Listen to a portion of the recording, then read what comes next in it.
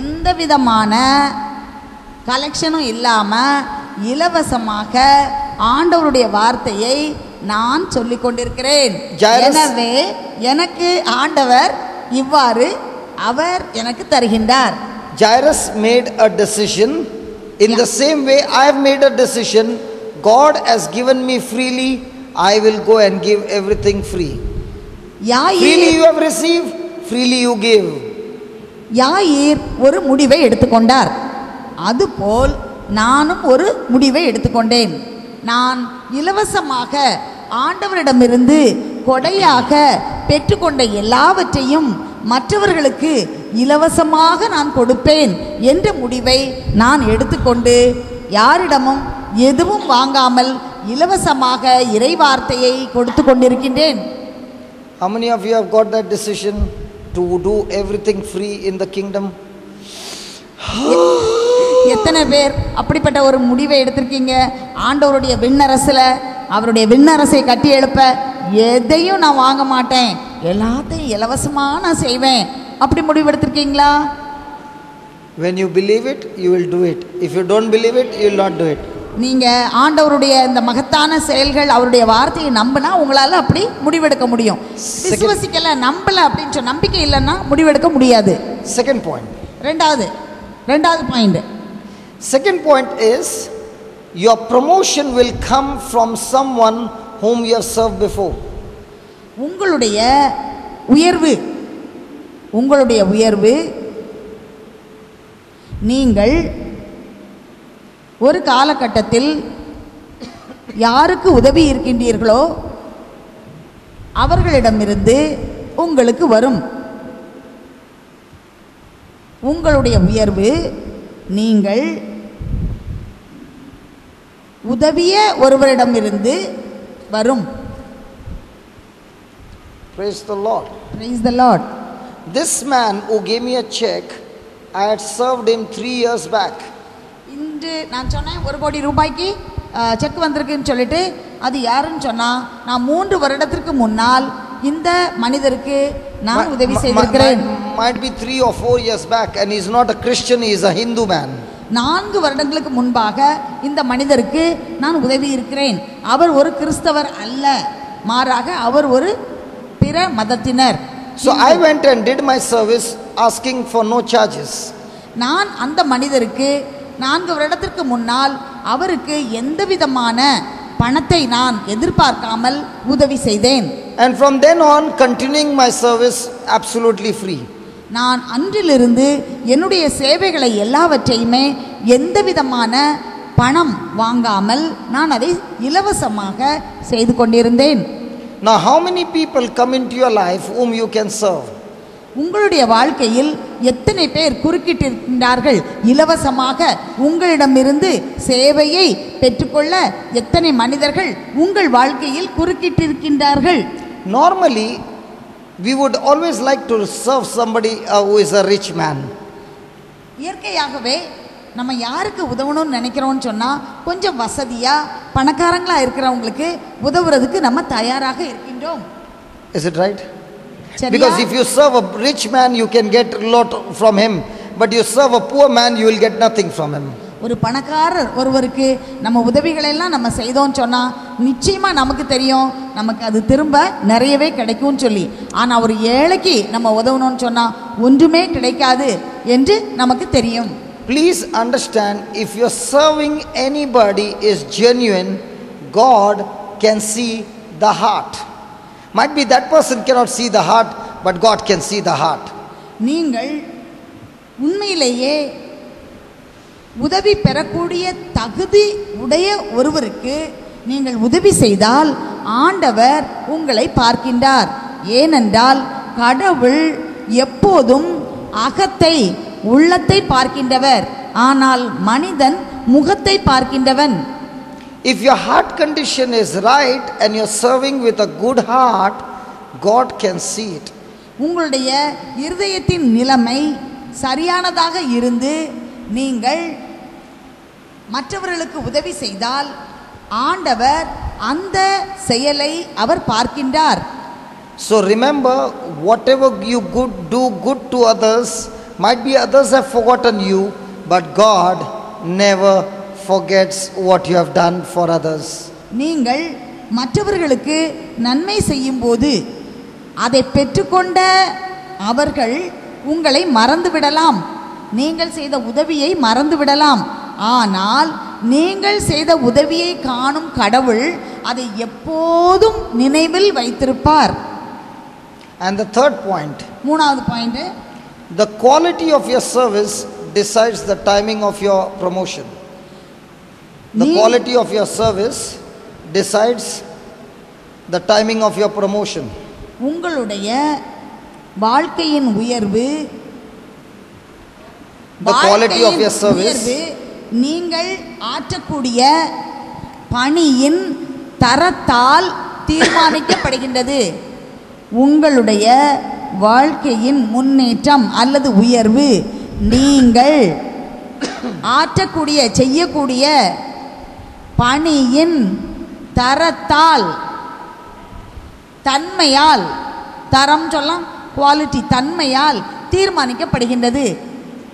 So in a day, how many problems do you solve in the lives of others? ஒவ்வொரு நாளும் மற்றவங்க வாழ்க்கையில் இருக்க பிரச்சனை, எத்தனை பிரச்சனையை எத்தனை பேருக்கு நீங்கள் தீர்த்து வைக்க முயற்சி செய்திருக்கீங்க? Or how many people you want to solve your problem, or is it how many people's problem you solve? Which one? உங்கள் வாழ்க்கையில் உள்ள பிரச்சனையை மற்றவங்க தீர்க்கணும் அப்படின்னு நினச்சி அவங்கள அணுகிருக்கீங்களா, அல்லது மற்றவங்க வாழ்க்கையில் பிரச்சனை இருக்கு நான் அதற்கு உதவி செய்யணும் அப்படின்னு எத்தனை பேருக்கு நீங்களா சென்று உதவி இருக்கீங்க? That's why what is my faith saying? God sends somebody to solve my problem. It doesn't happen that way. You go around solving people's problem, God will send somebody to solve your problem. நம்முடைய சிந்தனை எப்படி இருக்குன்னு சொன்னா, என்னுடைய பிரச்சனையை தீர்ப்பதற்கு ஆண்டவர் யாரையாவது அனுப்ப மாட்டாரான்னு சொல்லி. ஆனால் நம்ம வெளியில் இறங்கி மற்றவங்களுடைய பிரச்சனையை நம்ம கண்ணை வச்சு பார்த்து அவங்களுக்கு உதவி செய்ய நம்ம முன் வந்தோம்னு சொன்னால் ஆண்டவர் நம்முடைய பிரச்சனையை தீர்ப்பதற்கு அவர் ஆட்களை அனுப்புவார். Praise the Lord. Praise the Lord. So how, if you want promotion, what do you need to do? நம்முடைய வாழ்க்கையில் முன்னேற்றம் வேணும், வளம் வேணும், நல்ல உயர்வு வேணும்னு சொன்னால் நம்ம முதல்ல என்ன செய்யணும்? If you want a good future, what do you need to do? நமக்கு நல்ல ஒரு எதிர்காலம் வேணும்னு சொன்னால் நம்ம முதல்ல என்ன செய்யணும்? Okay, let me give an example. உங்களுக்கு ஒரு உதாரணம் சொல்கிறேன். Mother Teresa. அன்னை Teresa. Okay, she was a rich lady? அவங்க பெரிய ஒரு பணக்காரங்களா? Was she a big boss? அவங்க ஒரு பெரிய அப்படி பதவியில் இருக்கிற ஒரு பெரிய தலைவரா? Or was she a servant? அவங்க ஒரு பணியாளனா, ஊழியம் செய்யக்கூடியவங்களா? எப்படி இருந்தாங்க அவங்க? Okay, was she doing a service free or for money? அவங்க பணத்தை சம்பாதிக்கணும் அப்படிங்கிற நோக்கத்தில் அந்த பணியெல்லாம் செய்தாங்களா, அல்லது இலவசமாக அந்த பணி சேவை செய்தாங்களா? Was she doing service for rich people or for poor and broken people? அவங்க பணக்காரங்களா பார்த்து அவங்களுக்கு உதவி செய்தாங்களா, அல்லது வாழ்க்கையில் மிகவும் தாழ்த்தப்பட்டு வறுமையில் ஏழ்மையில் இருக்கவங்களுக்கு செய்தாங்களா? Now, did she get money to build a house of God, or did she have to go begging, give me money, give me money, give me money? ஆண்டவருடைய ஆலயத்தை அவருக்கென்று அவர்கள் செய்ய வேண்டிய அந்த கடமைகளை நிறைவேற்றுவதற்கு அவர்களுக்கு கட்டடங்கள் தேவைப்பட்டது. அந்த அவர்கள் சேவைக்கான கட்டடங்களை அவர்களால் கட்ட முடிந்ததா, அல்லது அவர்கள் ஒவ்வொரு பக்கமாக போய் எனக்கு பிச்சை தாங்க அப்படின்னு சொல்லி பிச்சை எடுத்து அவங்களால அதை செய்தாங்களா? What do you say for money? What do you say for money? பணம். Panam, panam, panam, morning panam, ratre panam, panam, panam, panam, panam, panam, panam. Did she do that? எல்லா பக்கம் போய் பணம் பணம் பணம் சொல்லி தூங்கும் போதும் நடக்கும் போதும் பணம் பணம் நடந்தாங்களா? But what she was saying, service, service, service, service, service. I am a servant, I am a servant, I am a servant, I am a servant. Panam, pani, bunny, bunny, bunny, bunny. So ஆனால் அவங்க என்ன செஞ்சாங்க? என்னுடைய எல்லாமே சேவை. நான் மற்றவங்களுக்கு உதவணும், மற்றவங்களுக்காக நான் எல்லா பணியும் நான் செய்யணும். சேவை சேவை சேவைன்னு சொன்னாங்க. சேவை சேவை சேவை. ஆண்டவரே பணம் பணம் பணம். யூ சே பணம் பணம் பணம். ஆண்டவரே சேவை சேவை சேவை சேவை. அவங்க என்ன சொன்னாங்க? ஆண்டவரே நான் சேவை செய்யணும், மற்றவங்களுக்கு சேவை செய்யணும், சேவை செய்யணும்னு சொன்னாங்க. நம்ம என்ன சொல்றோம்? ஆண்டவரே பணம் பணம் பணம்னு சொல்றோம். சரியா சரியா? ஹalleluya ஹalleluya. Thank you Jesus. நன்றி இயேசுவே. Praise you Jesus. We see this example. Jairus' daughter got saved because Jairus had mercy on the woman with the issue of blood. யாயேருடைய மகள் குணம் பெற்றாள்.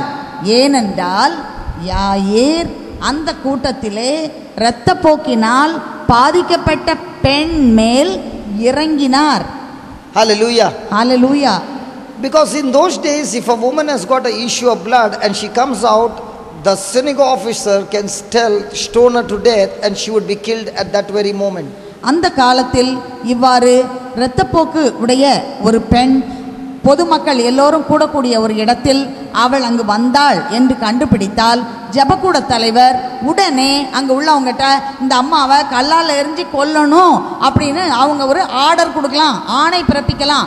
எனவே அந்த பெண் அந்த கூட்டத்தாரால் கல்லால் எரிந்து கொல்லப்படுவார்கள். இதுதான் அந்த காலத்துடைய சட்டம்.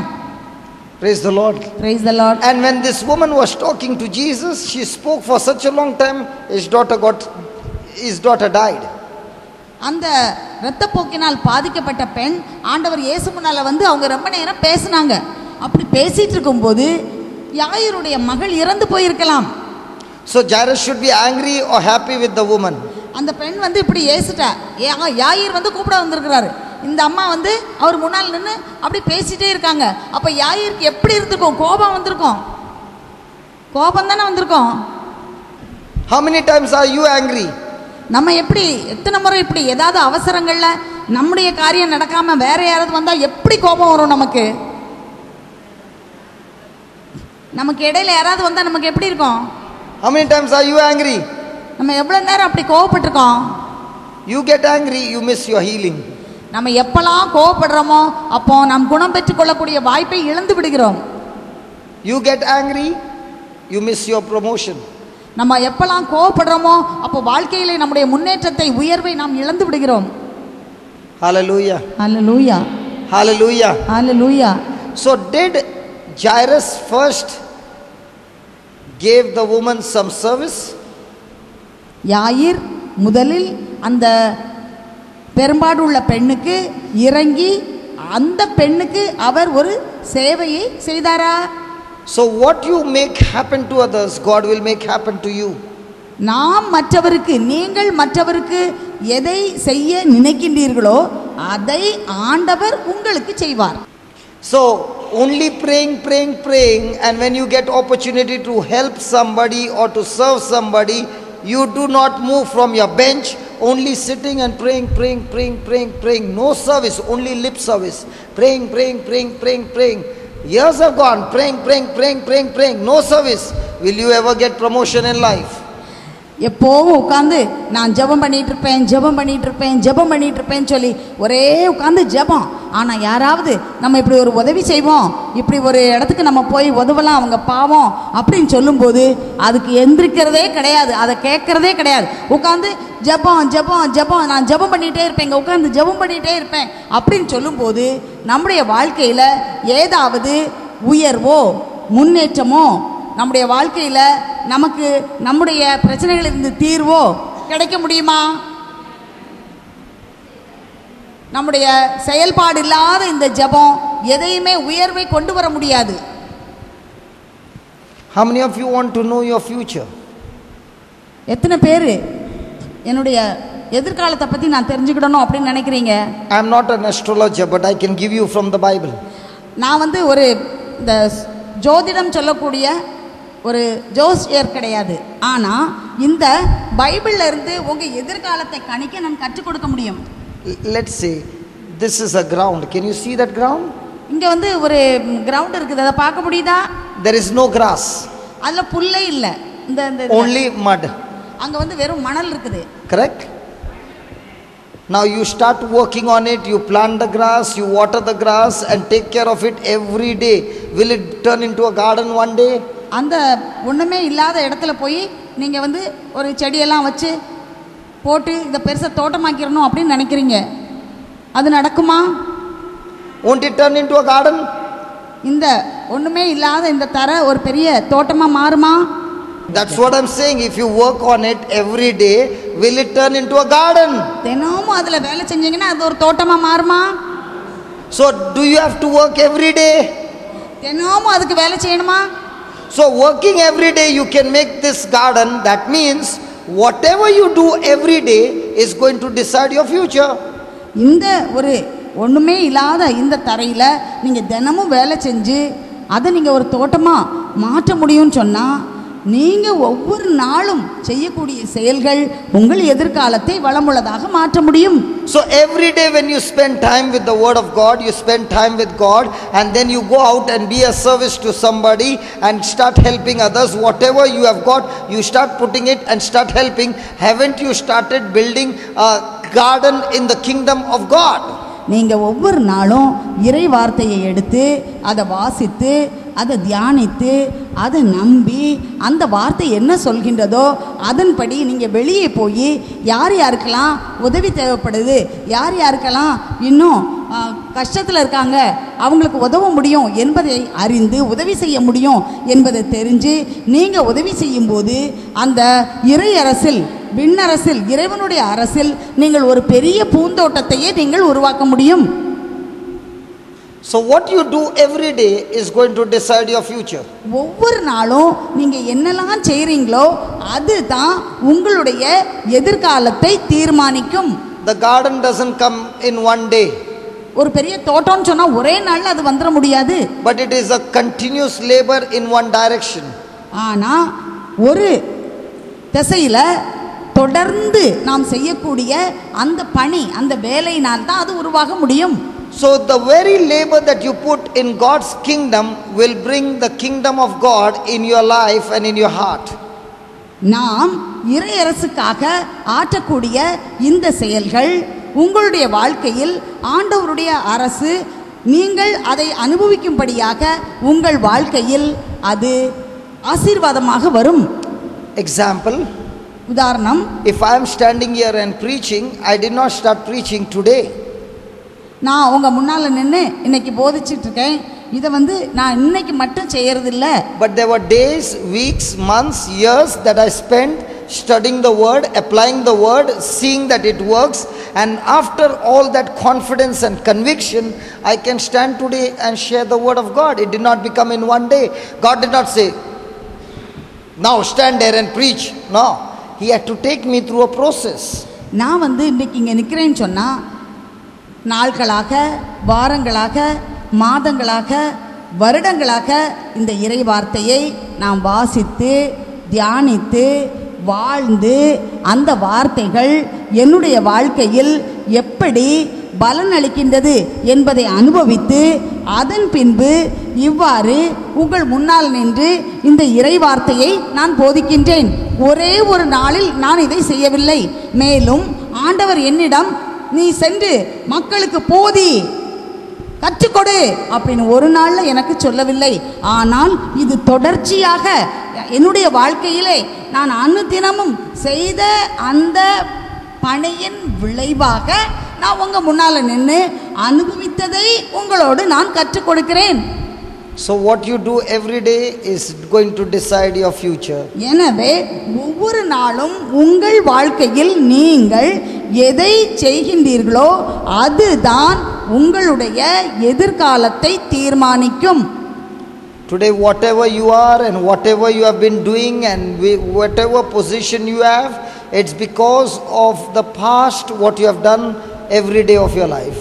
இன்று நீங்கள் என்ன நிலைமையில் இருக்கின்றீர்களோ, வாழ்க்கையில் எத்தகைய நிலைமையில் நீங்கள் இருக்கின்றீர்களோ அது நீங்கள் பல காலமாக உங்கள் வாழ்க்கையில் தொடர்ந்து நீங்கள் செய்த பலனின், சேவையின், தொழிலின் விளைவாக அதை நீங்கள் பெற்றுக்கொண்டீர்கள். Praise the Lord. Praise the Lord. What we are studying now is verse number 35 and 36. Very, very important to receive your healing and your miracle.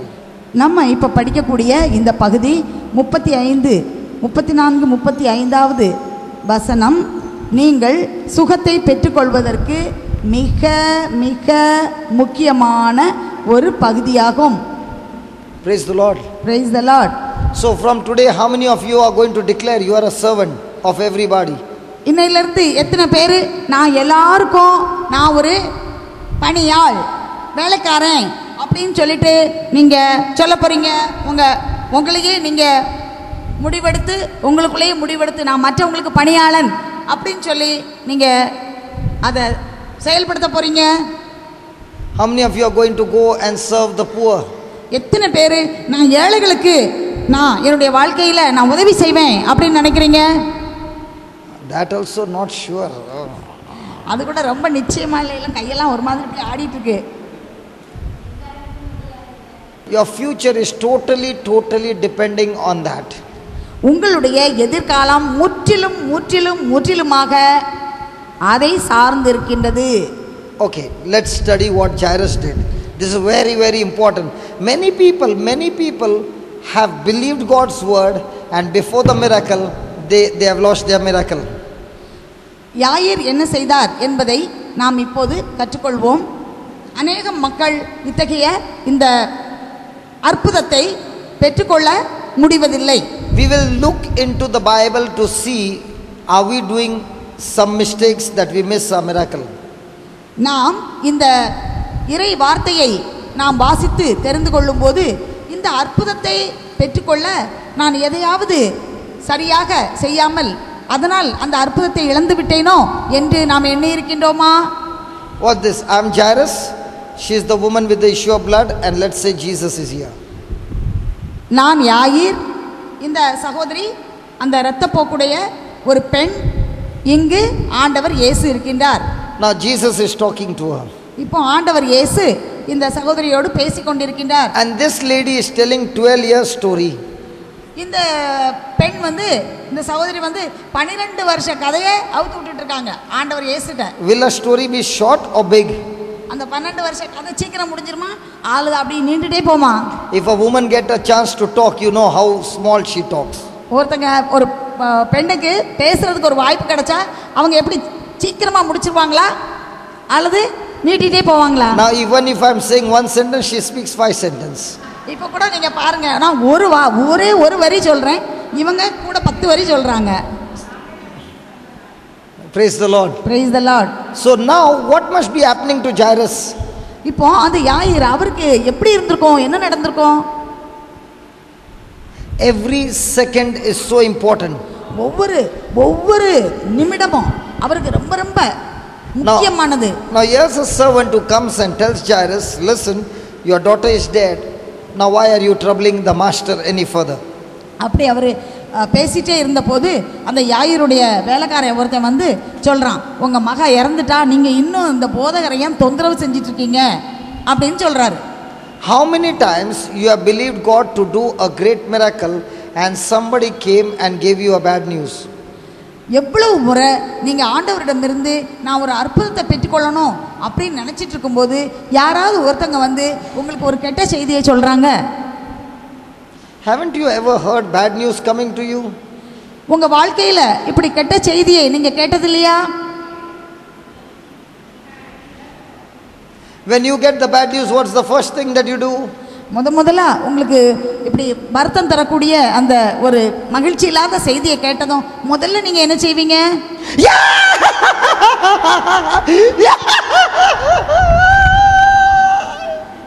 அப்படி அழுவீங்க.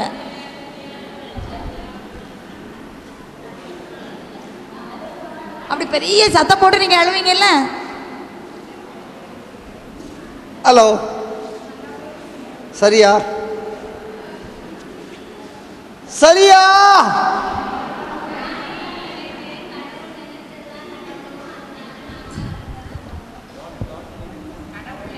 Huh? What God plans, that will happen.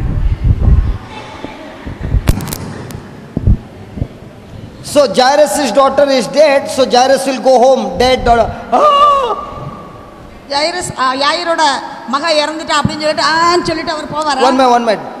God gives you evil? கடவுள் உங்களுக்கு தீய காரியங்களை கொடுக்கறாரா? Okay. Do you have a son? Hello. Ask her, do you have children? உங்களுக்கு குழந்தை இருக்குதா? Do you have children? குழந்தை இருக்குதா? குழந்தைகள்லாம் இருக்காங்களா? Do you pray that sickness will come on your child? நீங்க உங்க குழந்தைக்கு வியாதி வரட்டும்னு ஜெபிப்பீங்களா? God and good things only will come. Hello. One minute. Hello, one minute. Many people feel whatever is coming in my life, it is God who is giving me. நிறைய பேர் நினைச்சிட்டு இருக்காங்க என் வாழ்க்கையில் இப்படி நடக்கிறது எல்லாமே கடவுள் தான் இப்படி கொடுத்துட்டே இருக்கிறாருன்னு. Do you have a child? உங்களுக்கு குழந்தைங்க இருக்காங்களா? Do you want your child to suffer with cancer? உங்க குழந்தைக்கு கேன்சர் நோய் வரணும் அப்படின்னு நீங்க விரும்புவீங்களா?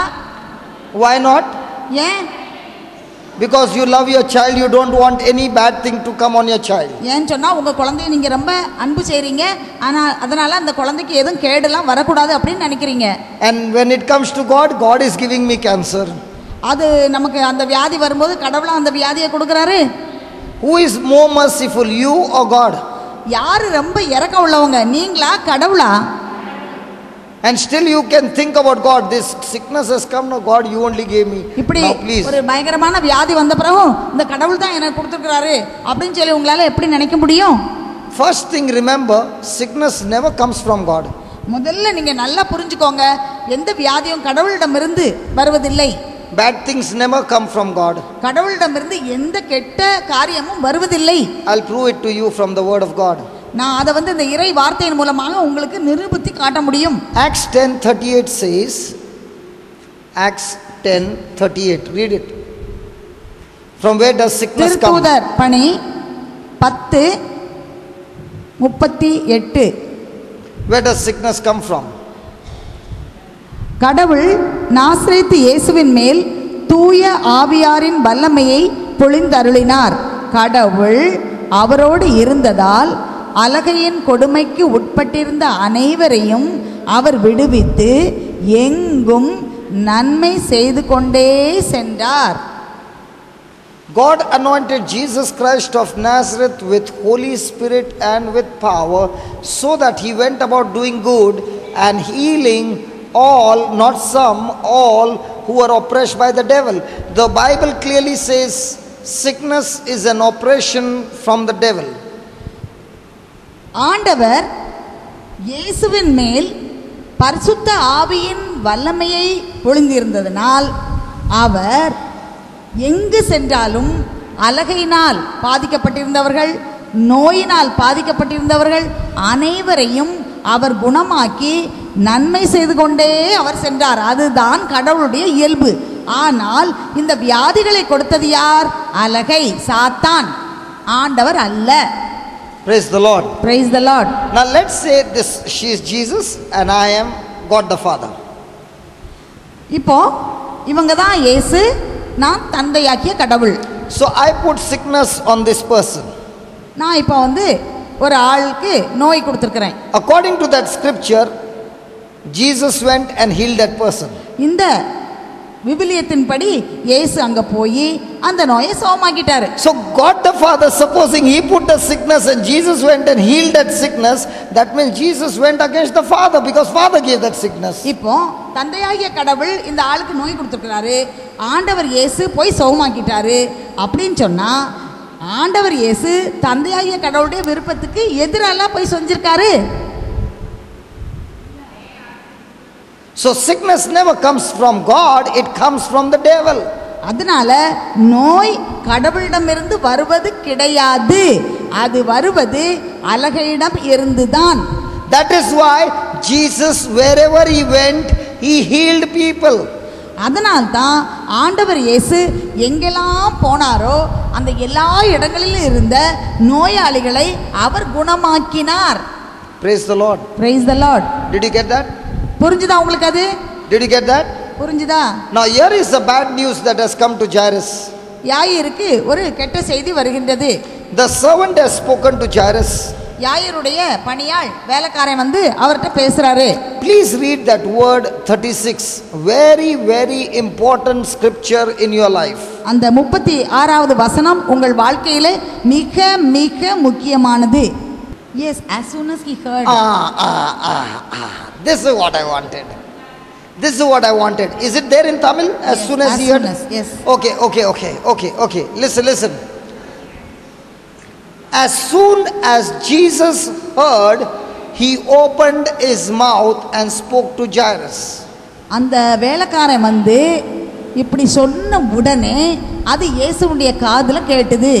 கேட்டதும் இயேசு வாயை திறந்து பேசினார். As soon as he heard. காதுல விழுந்ததும்.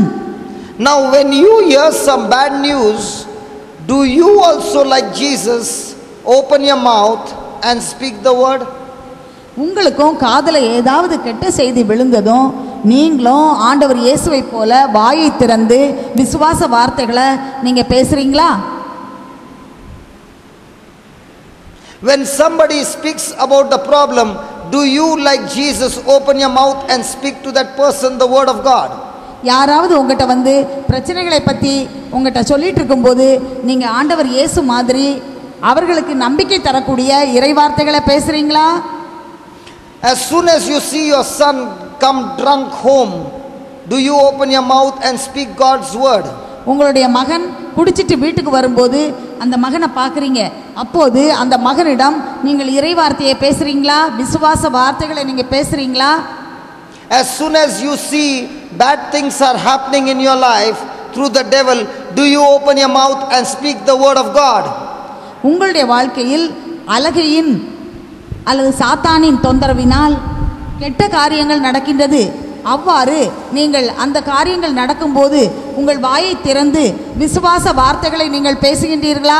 As soon as you get a doctor's report speaking about your sickness, do you open your mouth and speak the word of God?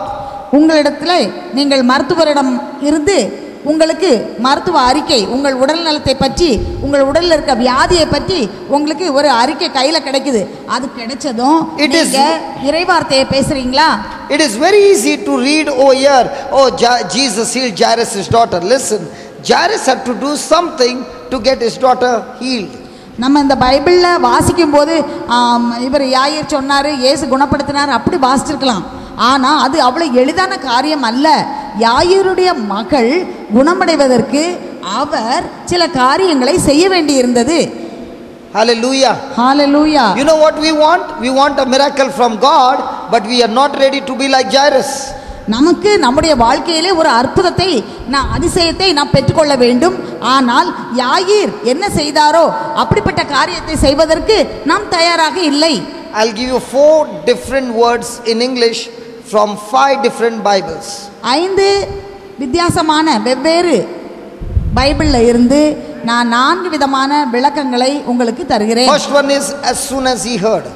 முதல் இது அவர் காதுல கேட்டதும். So from now on, as soon as you get any thought, listen, as soon as you get any thought that is contradicting to God's word, you must open your mouth and speak God's word.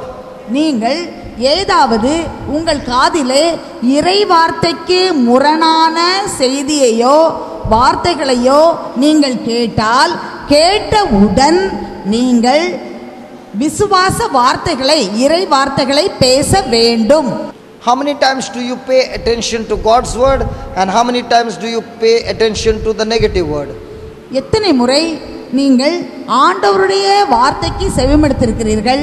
எத்தனை முறை நீங்கள் அதற்கு எதிரான முரணான வார்த்தைக்கு செவிமடுத்திருக்கிறீர்கள்? For example, just now there was a sound on top. Thank God nobody looked on the top, but 2 people looked on the top. What's happening? Now what happened? Their attention quickly got diverted. இப்போ நான் அப்படி பேசிட்டு இருக்கும்போது திடீர்னு ஒரு sound கேட்டது. உடனே எல்லாரும் பார்க்கல, ஒரு 2 பேர் அது என்னன்னு சொல்லி பார்த்தாங்க. அவங்களுடைய கவனம் உடனே அங்கு சிதறடிக்கப்பட்டது. So the attention got divided. இப்போ வந்து அந்த கவனம் வந்து ரெண்டா பிரிஞ்சிச்சு. So every time you see something, every time you hear something, every time you touch something, your five senses will talk to you and draw you in that direction of attention.